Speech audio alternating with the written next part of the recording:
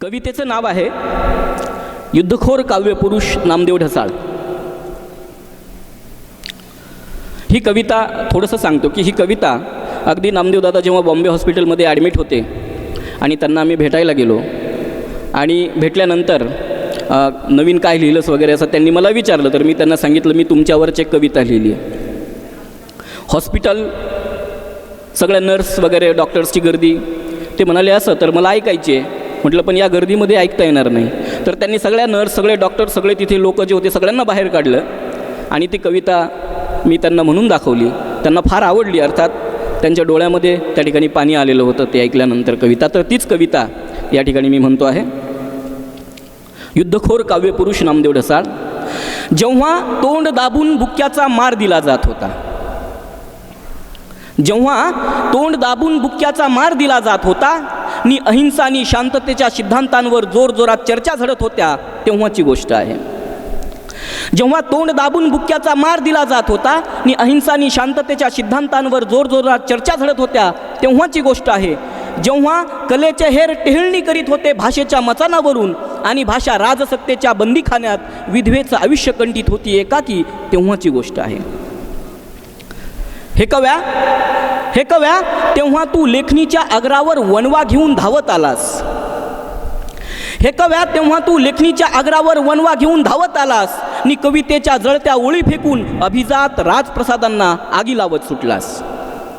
आणि कवितेच्या जळत्या ओळी फेकून अभिजात राजप्रसादांना आगी लावत सुटलास. तू जाळून टाकलेस सगळे इथले शास्त्र आणि सिद्धांत.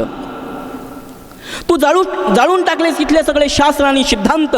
तू भाषेला मुक्त केलंस इथल्या पढीव पोपट्याच्या चोचीतून.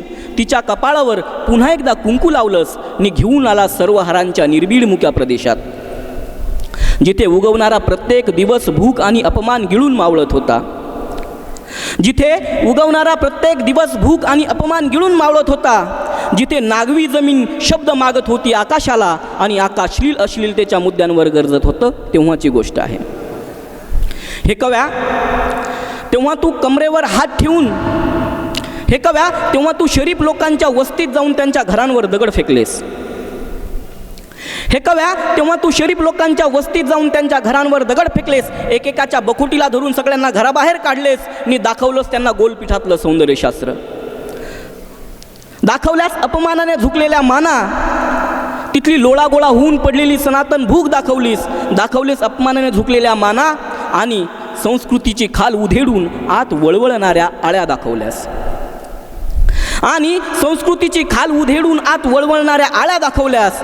तू कमरेवर हात ठेवून जाहीर शिवीगाळ केलीस त्यांना, पण तुझ्या शिव्याच आशीर्वाद होऊन कोसळतायत तिथल्या रूढीबाज दगडी मस्तकांवर. तिसऱ्या दुनियेचं शिल्प कोरतायत निरालस निर्वैर. हे कव्या तू आयुष्यभर आतल्या आणि बाहेरच्या रोगांशी लढत राहिलास.